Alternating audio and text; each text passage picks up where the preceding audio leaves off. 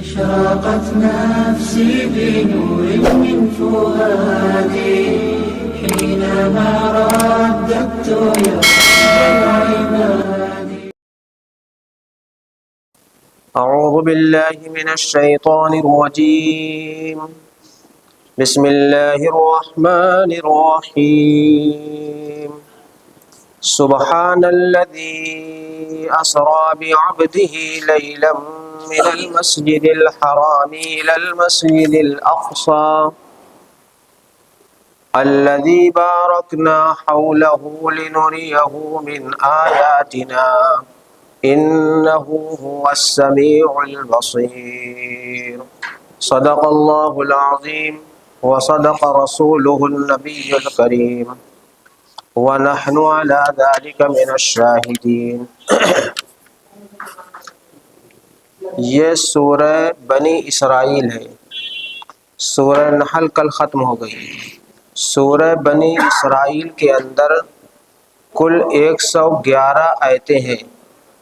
کل 111 آیتیں ہیں اور 12 رکوع ہیں.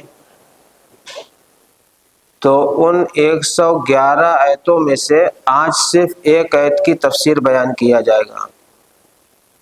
جو آیت تلاوت کیا گیا ہے اس کا ترجمہ یہ ہے کہ پاک ہے وہ ذات جس نے اپنے بندے حضرت محمد صلی اللہ علیہ وسلم کو راتوں رات یا رات کے کسی حصے میں مسجد حرام سے یعنی مکہ مکرمہ سے مسجد اقصی یعنی بیت المقدس تک لے گئی.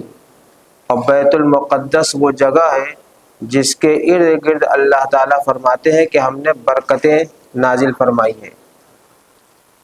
اور یہ سفر کیوں کرایا گیا؟ اللہ تعالیٰ فرماتے ہیں تاکہ ہم اپنے بندے حضرت محمد صلی اللہ علیہ وسلم کو اپنی بعض نشانیاں دکھائیں. پھر اللہ تعالیٰ فرماتے ہیں کہ اللہ تعالیٰ ہی سننے والا ہے اور دیکھنے والا ہے. دیکھیے یہ جو سورہ ہے اس سورہ کا نام بنی اسرائیل رکھا گیا ہے. اس لیے رکھا گیا ہے کہ اس میں بنی اسرائیل کے کچھ واقعات بیان کیے گئے ہیں. اس مناسبت سے اس کا نام بنی اسرائیل رکھا گیا.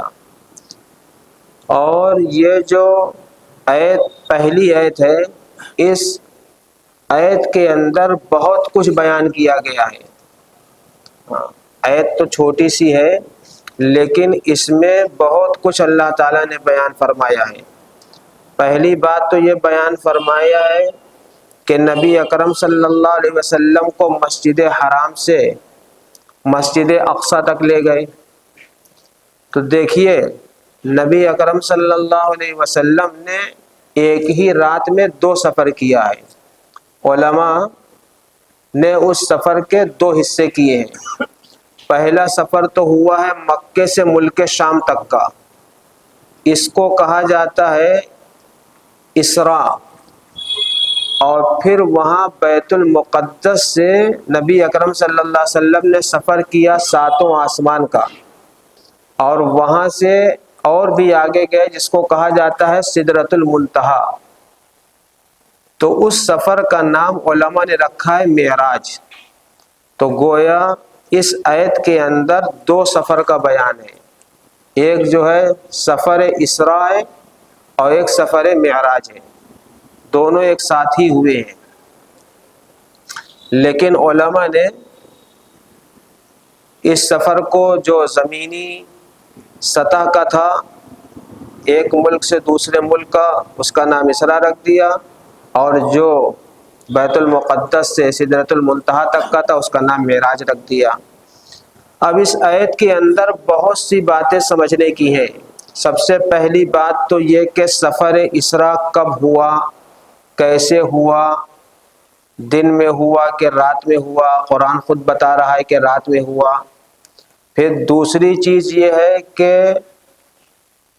بیت المقدس جہاں آپ تشریف لے گئے وہاں پہ کیا کیا واقعہ پیش آیا اور وہاں آپ نے کیا کیا کام کیا اور کیا کیا آپ نے وہاں پہ دیکھا. اور پھر جو ہے مکے سے ملک شام تک کا سفر کس سے آپ نے کیا، کون سی سواری تھی، کس طرح کی تھی، کیسی تھی، اور پھر ملک شام سے سدرۃ المنتہا تک کا جو سفر ہوا وہ کیسا تھا۔ پھر لوگوں نے اس میں بھی اختلاف کیا ہے کہ یہ سفر جو آپ کا تھا یہ بحالت بیداری تھا یا بحالت خواب تھا۔ اس میں بھی اختلاف ہے کہ یہ سفر صرف روحانی تھا یا جسمانی بھی تھا۔ اور پھر آپ جب سدرۃ المنتہا پہ گئے ساتوں آسمان پر، تو وہاں پہ آپ کی ملاقات کس سے ہوئی، اور پھر اللہ تعالیٰ سے ملاقات ہوئی یا نہیں ہوئی، اور اگر اللہ تعالیٰ سے ملاقات ہوئی تو اس ملاقات میں اللہ تعالیٰ سے کیا باتیں ہوئیں، اور جب آپ آسمان پر اللہ تعالیٰ سے ملے تو اللہ تعالیٰ نے آپ کو کن کن انعامات سے نوازا۔ پھر اسی میں ایک بات یہ بھی آتی ہے کہ آپ صلی اللہ علیہ وسلم کو بعض اہل جہنم سے ملاقات کرائی گئی جو عذاب میں مبتلا تھے، ایسے ہی آپ کو بعض اہل جنت سے جو ہے ملاقات کرائی گئی جو عیش و عشرت میں تھے، نعمتوں میں تھے، آسائش میں تھے۔ تو اگر دیکھا جائے تو یہ ہفتوں کا بیان ہے، تو انشاءاللہ دھیرے دھیرے ہر جز پر بیان کیا جائے گا، ہر جز پر۔ ابھی فی الحال اختصار کے ساتھ ساری باتیں بتا دی جا رہی ہیں۔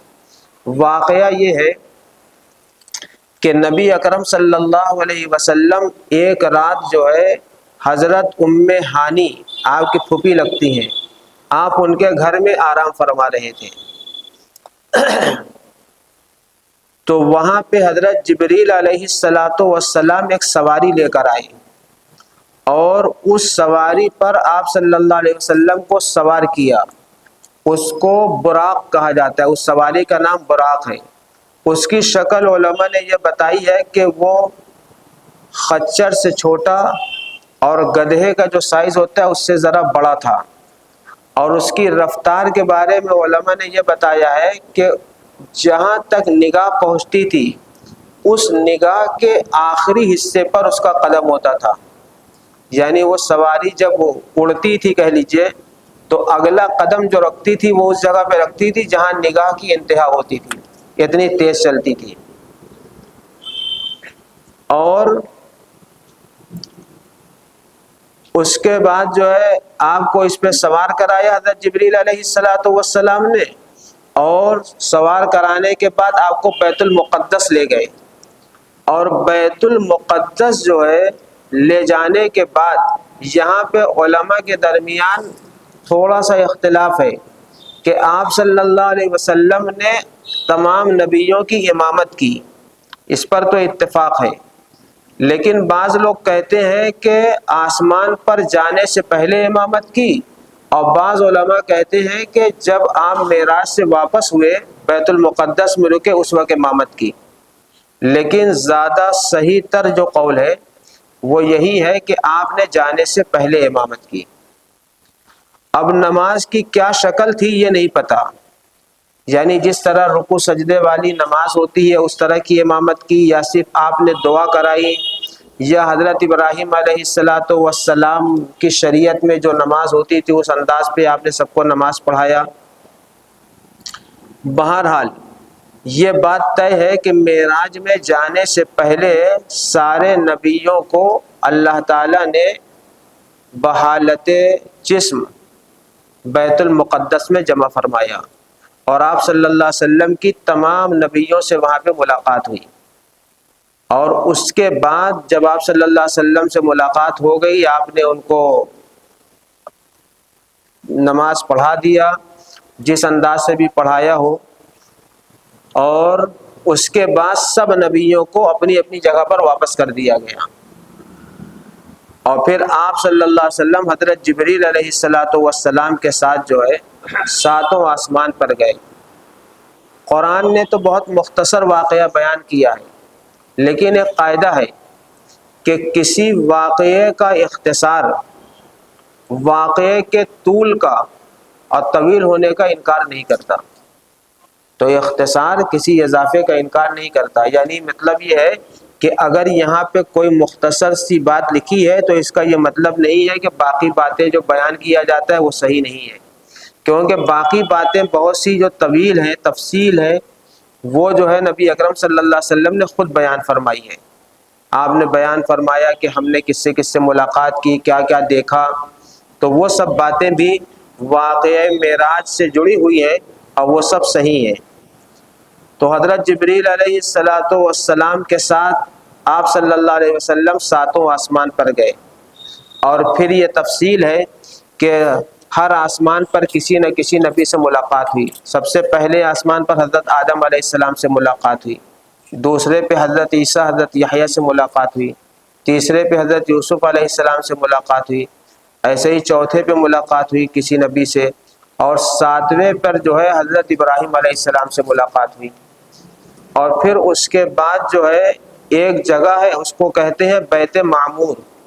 جیسے دنیا میں بیت اللہ شریف ہے، لوگ اس کا طواف کرتے ہیں، ایسے ہی بیت معمور خانہ کعبہ کہہ لیجئے، وہاں پہ ہے اللہ کا گھر، اس کا فرشتے طواف کرتے ہیں۔ حدیث میں آتا ہے کہ ایک مرتبہ اگر روزانہ 70,000 فرشتے جو ہے اس کا طواف کرتے ہیں، اور جو فرشتے 70,000 ایک بار ایک دن میں طواف کر لیتے ہیں، اس کے بعد دوبارہ ان کا زندگی میں کبھی نمبر نہیں آتا۔ اس سے اندازہ لگائیے اللہ کی طاقت کا کہ اللہ کے پاس کتنے ارب خرب فرشتے ہیں جو ایک دن 70,000 کرتے ہیں، دوبارہ ان کا نمبر نہیں آتا۔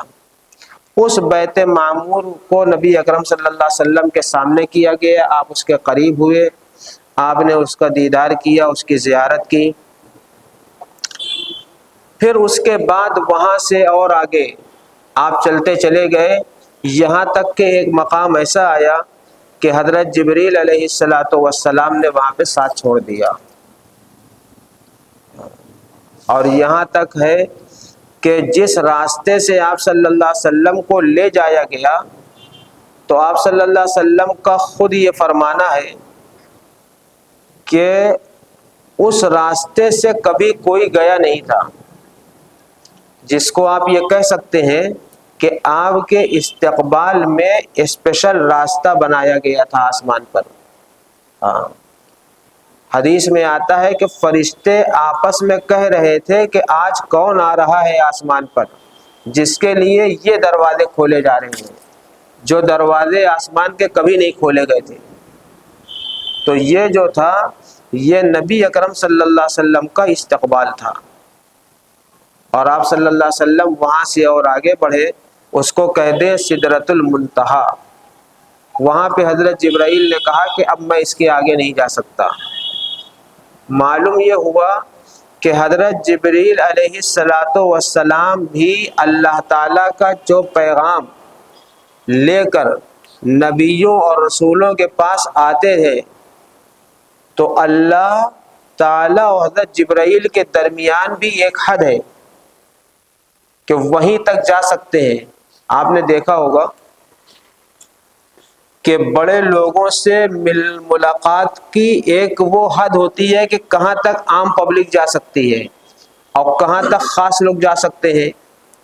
تو حضرت جبرائیل اللہ تعالیٰ کے مقرب جو 4 فرشتے ہیں، ان میں بھی سب سے خاص فرشتے ہیں، سب سے زیادہ مقرب، لیکن ایک حد ہی تک تھے، وہ اس سے آگے نہیں جا سکتے تھے وہ۔ اور اللہ تعالیٰ نے اپنے پیغمبر حضرت محمد الرسول اللہ صلی اللہ علیہ وسلم کو اس سے بھی آگے بلا لیا، اس سے بھی آگے۔ اسی وجہ سے کہا گیا ہے کہ حضرت محمد صلی اللہ علیہ وسلم ایسے نبی اور رسول ہیں جو تمام فرشتوں سے بھی افضل ہیں۔ حضرت جبرائیل جو ہے نا، وہ فرشتوں کے سردار ہیں، سید الملائکہ ان کو کہا جاتا ہے، لیکن نبی اکرم صلی اللہ علیہ وسلم وہ سید الانس بھی ہیں، سید الجن بھی ہیں، اور سید الملائکہ بھی ہیں۔ وہ انسانوں کے سردار، جناتوں کے سردار اور فرشتوں کے بھی سردار ہیں، اور سب میں افضل ہیں، انسانوں میں بھی سب سے افضل، اور جناتوں میں بھی سب سے افضل، اور فرشتوں میں بھی سب سے افضل ہے۔ یعنی آپ کی ذات سب سے بالا و برتر ہے۔ اسی وجہ سے آپ صلی اللہ علیہ وسلم وہاں تک گئے جہاں تک کوئی نہیں جا سکتا، اور پھر وہیں پہ اللہ تعالیٰ سے ملاقات ہوئی، اور وہاں پہ جب ملاقات ہوئی تو اللہ تعالیٰ نے جو ہے نبی سے سلام کیا، السلام علیک ایھا النبی ورحمۃ اللہ وبرکاتہ۔ تو آپ صلی اللہ علیہ وسلم نے جواب میں کہا السلام علینا وعلی عباد اللہ الصالحین۔ اللہ تعالیٰ نے سلام ایک سلامتی کی دعا ہے، جب اللہ تعالیٰ نے اپنے نبی کو سلامتی کی دعا دی تو نبی نے کہا کہ ہمارے نیک بندوں پر بھی سلامتی ہو، ہمارے نیک امتیوں پر بھی سلامتی ہو۔ اللہ کے نیک بندے محمد صلی اللہ علیہ وسلم کے نیک امتیوں پر بھی سلامتی ہو، یعنی آپ نے اپنی امت کو وہاں بھی یاد رکھا۔ اور پھر اس کے بعد بہت سی بات چیت ہوئی، ان بات چیت میں جو ہے یہ بھی ہوا کہ 3 تحفے آپ کو دیے گئے، وہاں پہ معراج میں 3 تحفے ملے۔ ایک تحفہ تو ملا آپ کو نمازوں کا، اور دوسرا تحفہ ملا آپ کو آمن الرسول بما انزل الیہ من ربہ والمؤمنون سورہ بقرہ کا آخری رکوع۔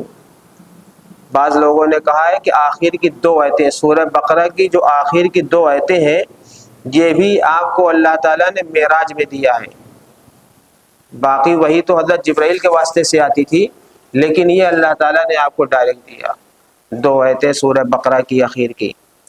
اور تیسرا انعام یہ دیا آپ صلی اللہ علیہ وسلم کو کہ اللہ تعالیٰ نے آپ سے یہ فرمایا کہ آپ کی امت کے ہر فرد کی ہر حال میں ہم بخشش کریں گے، جو آپ پر ایمان لایا ہے ہر حال میں بخشش کریں گے، صرف اس کی بخشش نہیں ہوگی جس نے شرک کیا ہے، یعنی آپ کی امت کے مشرک اور کافر کو چھوڑ کر ہم سب کی بخشش کریں گے۔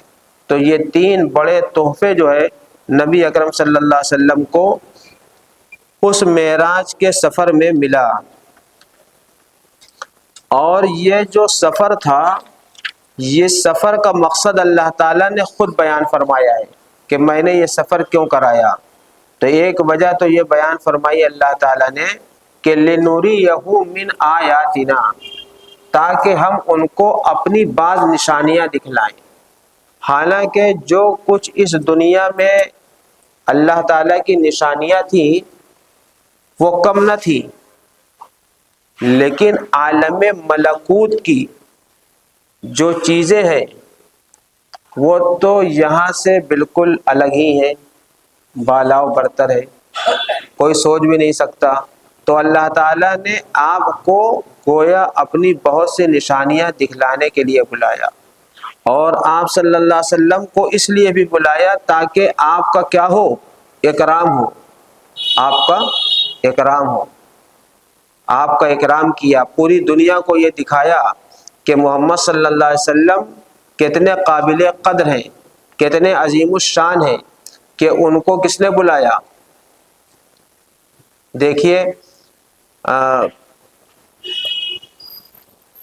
مجھے یاد نہیں ہے کون تھا، لیکن ابھی یہ شور ہو رہا تھا کہ فلاں کو بلایا اور فلاں کو نہیں بلایا، امریکہ کے پریزیڈنٹ نے فلاں کو بلایا اور فلاں کو نہیں بلایا، تو جس کو بلایا اس کو عزت بخشی پریزیڈنٹ نے، اور جس کو نہیں بلایا اس کی تذلیل ہوئی۔ تو یہ جو بلایا جاتا ہے یہ عزت اور شرف کی بات ہوتی ہے۔ آپ اندازہ لگائیے کہ ان حاجیوں کی کتنی فضیلت ہے جن کا نام قرآن میں آ جاتا ہے، اور وہ حج کرنے کے لیے جاتے ہیں، بیت اللہ کا طواف کرتے ہیں، کتنے خوش نصیب ہیں، وہ اللہ کے گھر کے مہمان ہوتے ہیں۔ اور وہ مسجد نبوی میں جو مہمان ہوتا ہے رسول اللہ صلی اللہ علیہ وسلم کا، وہ بھی قابل احترام ہے، اور ان کی بڑی فضیلتیں ہیں۔ اور جو ڈائریکٹ اللہ کے گھر کا مہمان ہو جائے، 7 آسمان پہ جس کا کعبہ ہے، تو یہ نبی کریم صلی اللہ علیہ وسلم کو اعزاز بخشنا تھا، ہاں اعزاز بخشنا تھا، آپ کے عظمت کو لوگوں کے سامنے بتانا تھا، اس لیے آپ کو یہ سفر کرایا گیا۔ اور بڑی عزت کے ساتھ کرایا گیا۔ دنیا کی تاریخ میں، یاد رکھیے گا، دنیا کی تاریخ میں اتنا لمبا سفر اتنے کم وقتوں میں کوئی نہیں ہوا ہے، کوئی بھی نہیں ہوا ہے۔ اتنا لمبا سفر تھوڑے سے وقت میں دنیا کی تاریخ میں کبھی آج تک نہیں ہوا۔ کم سے کم مکہ سے ملک شام کی جو دوری ہے وہ تقریباً 2000 کلومیٹر کی ہے، اور آپ صلی اللہ علیہ وسلم جو ہے چند لمحوں میں کر کے چلے آئے سفر، چند لمحوں میں۔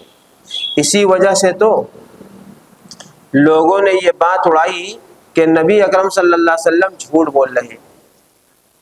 ایسا ہو ہی نہیں سکتا، ہم لوگوں کو تو مہینے لگ جاتے ہیں مکہ سے سیریا جانے میں۔ عرب جاتے تھے، عرب جو ہے تجارت کرتے تھے۔ قرآن میں تذکرہ ہے لِإِيلَافِ قُرَيْشٍ إِيلَافِهِمْ رِحْلَةَ الشِّتَاءِ وَالصَّيْفِ، کہ وہ 2 سفر کیا کرتے تھے ملک شام کا، گرمی اور سردی کے موسم میں۔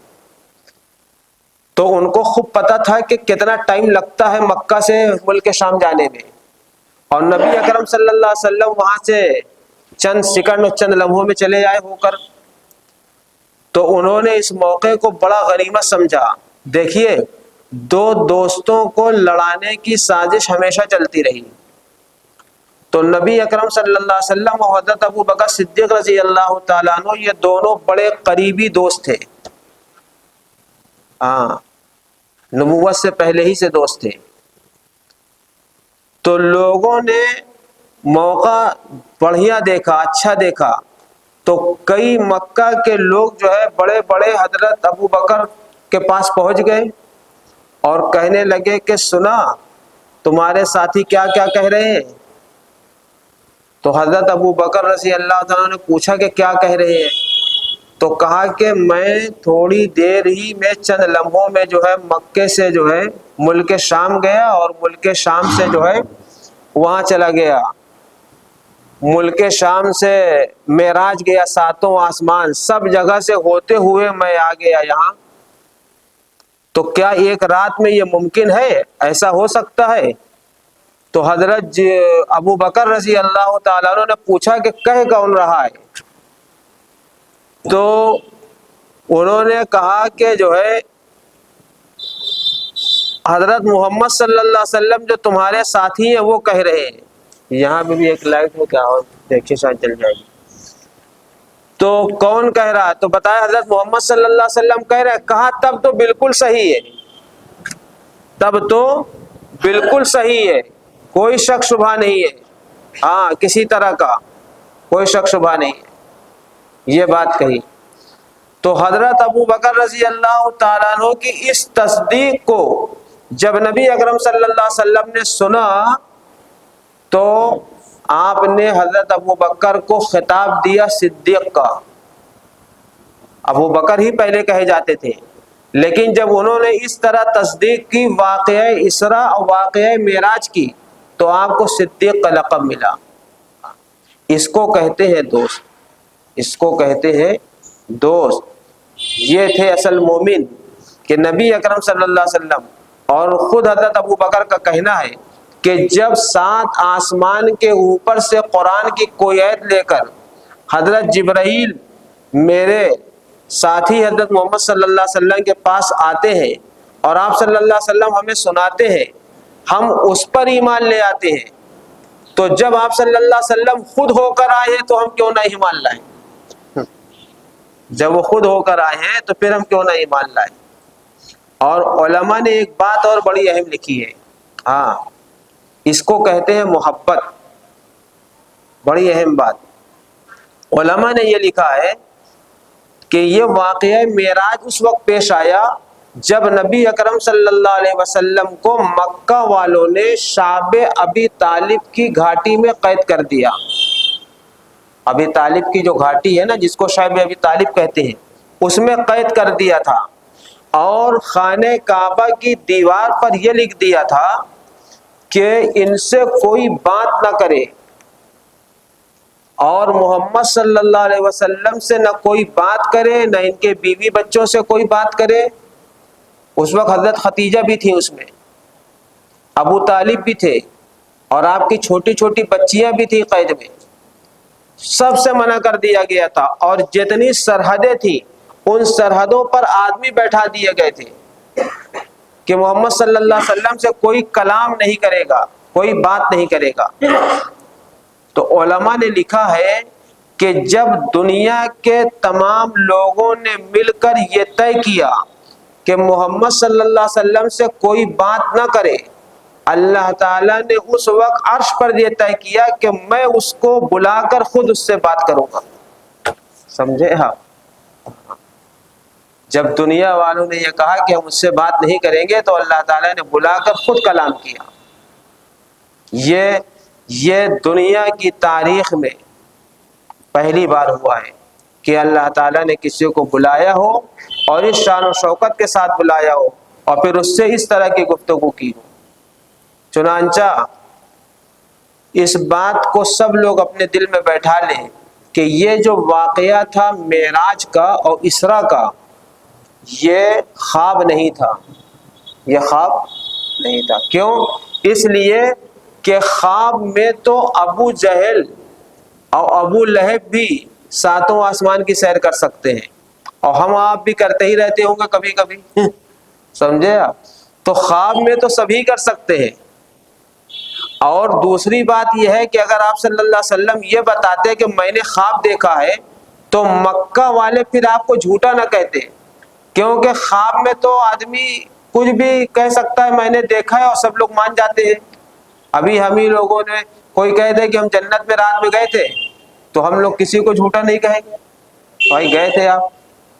اور وہ جو بار بار آپ کو جھوٹا کہہ رہے تھے اور بار بار تصدیق کر رہے تھے کہ آخر آپ گئے ہیں، کیسے گئے ہیں، تو اس کا مطلب یہ ہے کہ مکہ کے کافروں کو بھی یہ پتا تھا کہ آپ بحالت جسم گئے ہیں، تبھی تو پوچھ رہے تھے، تبھی تو انہوں نے پوچھا کہ بتائیے۔ حالانکہ یہ سوال کا جواب آسان نہیں ہے۔ مکہ کے مشرکوں نے جو بیت المقدس گئے تھے، گھوم ٹہل کر آئے تھے، وہاں پہ تجارت کرتے تھے، انہوں نے پوچھا کہ وہاں کا گیٹ کیسا ہے اور وہاں کتنے دروازے ہیں، کتنے جو ہے جنگلے ہیں، سب پوچھ رہے تھے۔ تو حدیث میں آتا ہے کہ اللہ تعالیٰ نے آپ صلی اللہ علیہ وسلم اور بیت المقدس کے درمیان جتنے آڑ اور پردے تھے سب ہٹا دیے، اور وہ جب سوال کر رہے تھے تو آپ صلی اللہ علیہ وسلم گن کر بتا رہے تھے کہ اتنے دروازے ہیں اور اتنے جنگلے ہیں اور بیت المقدس ایسا ہے، یہ سب آپ بتا رہے تھے۔ تو معلوم یہ ہوا کہ یہ حالت جسمانی ہے، حالت بیداری ہے۔ آپ صلی اللہ علیہ وسلم جاگنے کی حالت میں گئے، خود وہ بتاتی ہے، کیا نام ہے، سب سے بڑی دلیل یہ ہے کہ حضرت ام ہانی کہتی ہیں کہ رسول اللہ صلی اللہ علیہ وسلم جس جگہ پر لیٹے ہوئے تھے میری آنکھ کھلی رات میں، تو میں آپ کو دیکھنے گئی تو وہاں پہ میں نے آپ کو موجود نہیں پایا، تو وہ ڈر گئی کہ آپ پتہ نہیں کہاں چلے گئے رات میں، اور دشمن تو آپ کے تھے ہی چاروں طرف، تو وہ بہت گھبرا گئی۔ انہوں نے اپنے گھر والوں کو بتایا تو عبد المطلب کے خاندان کے سارے لوگ آپ کو ڈھونڈنے کے لیے نکل پڑے کہ کہاں ہیں۔ تو اگر آپ خواب دیکھ رہے ہوتے تو اسی جگہ پہ سو رہے ہوتے نا، وہاں سے غائب تھوڑی نہ ہوتے۔ تو اس کا مطلب کہ آپ نے بحالت جسم سفر کیا ہے۔ یہاں تک آتا ہے کہ حضرت عباس رضی اللہ تعالیٰ عنہ وہ باقاعدہ چلانے لگے، یا محمد یا محمد یا محمد، کہاں ہیں آپ، این انتا این انتا، پوچھ۔ وہ خانہ کعبہ کے پاس جا کر زور زور سے آواز دینے لگے، تو آپ صلی اللہ علیہ وسلم نے جواب میں یہ کہا کہ انا ارجع من بیت المقدس، کہ میں بیت المقدس سے واپس آ رہا ہوں، یعنی میں بیت المقدس سے واپس آ رہا ہوں مکے کو۔ تو آپ صلی اللہ علیہ وسلم جس طرح بیت المقدس پہلے گئے تھے، واپسی میں بھی وہاں آپ رکے تھے، اور پھر وہاں سے آپ جو ہے براق کے ذریعے واپس آ رہے تھے۔ تو آپ نے یہ بتایا، تو یہ بھی اس بات کی دلیل ہے کہ آپ کو بحالت جسمانی ہوا۔ اب جو ہے وہاں پہ آپ صلی اللہ علیہ وسلم نے تمام نبیوں کو نمازیں پڑھائی، تمام نبیوں سے ملاقات ہوئی۔